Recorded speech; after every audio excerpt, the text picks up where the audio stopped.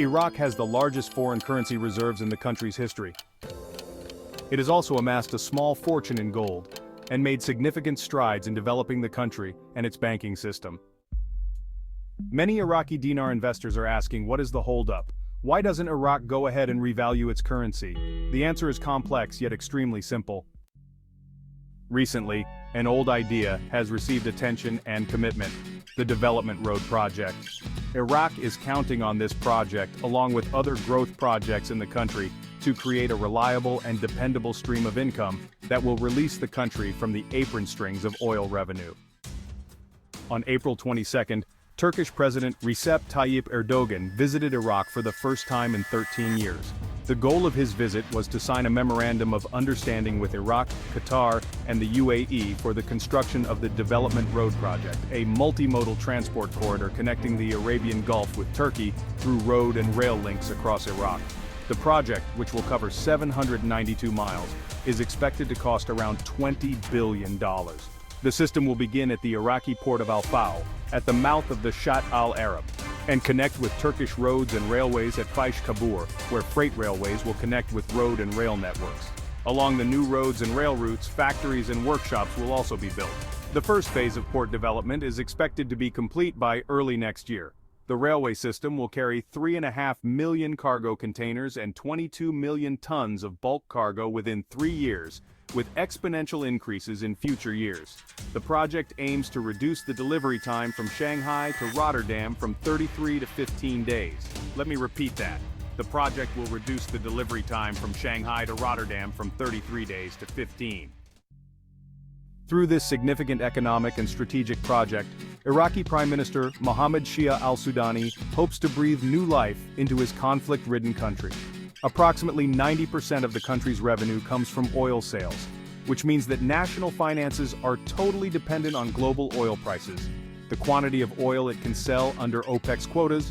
Through the Development Road Initiative, the Iraqi government will be able to invest in infrastructure, reconstruction and manufacturing, thereby creating jobs for the country's citizens and increasing the country's GDP. This in turn will support the increase in the currency value. The project has several positive aspects. Qatar and the UAE provide substantial expertise and funding to the enterprise, and Haiti Port has already signed a contract with its Iraqi counterpart to operate Al-Fao port and establish an economic zone there.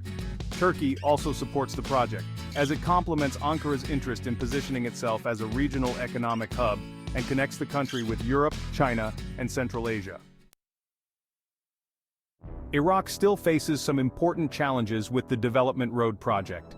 As a result of 4 decades of domestic and regional conflicts, Iraqi technical, financial, and political institutions remain fragile. The government must address the problems of inadequate governance capabilities and endemic corruption if it is to see the project through.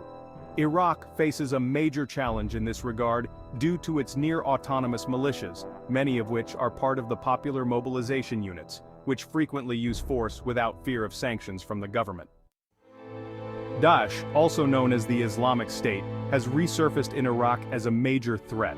Despite being declared defeated through military efforts in December 2017, remaining members of the organization have taken to hiding. They have since carried out sporadic hit-and-run attacks in remote locations, including a bombing that claimed 9 police officers' lives in Kirkuk back in December 2022. In a more recent incident, Daesh militants attacked an army site in eastern Iraq just last month, resulting in the death of several soldiers, including their commanding officer. According to U.S. military sources, there are estimated to be around 1,000 Daesh fighters currently operating in Iraq and another 1,500 in Syria. In addition to dealing with internal sources of insecurity, Iraq also faces the consequences of Turkey's intermittent airstrikes against members of the Kurdistan Workers' Party, PKK, who have taken refuge in northern Iraq. Following a PKK-affiliated suicide attack in Ankara last year, which was their first since 2016, Turkish airstrikes on PKK locations in Iraq became common. This has led to a pattern of retaliatory attacks by the group in Turkey, resulting in ongoing Turkish retaliation in northern Iraq. However, the channel wants viewers to be aware of another recent development. This issue is important because maintaining harmony between Turkey and Iraq is crucial for the Development Road Project. In a press briefing on the 2nd of July, U.S. State Department spokesperson Vedant Patel called on Turkey to respect Iraqi sovereignty. In an escalation of its attacks against the Kurdistan Workers' Party, aka the PKK, Turkey has moved thousands of troops and hundreds of tanks into the Duhok Governorate in Iraqi Kurdistan. Additionally, the U.S. State Department has urged Turkey to protect civilians. In northern Iraq, Turkey occupies large swaths of the Kurdistan region, prompting protests from locals, the Patriotic Union of Kurdistan, aka PUK, and the Kurdistan National Congress. Turkish military checkpoints have been set up in the region, and civilians are reportedly being stopped and asked for identification. According to the community peacemaker teams, an international group monitoring the area, Turkey has attacked the KRI more than 800 times this year. Kurdistan Democratic Party, KDP, has been widely criticized for not taking any position on these developments.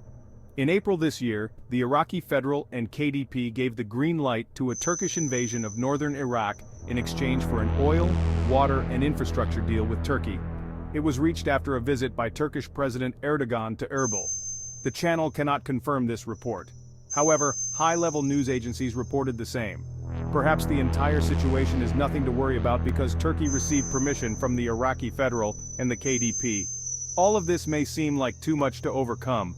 Just know that Iraq has support from China, Iran, the UAE, Saudi Arabia, Turkey, some countries in Europe, and the United States. This project will rival the region's only existing international maritime route via the Suez Canal.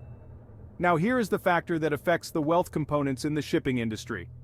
Here are the hidden objections to this project. However, worry not. This too shall become a concern of the past.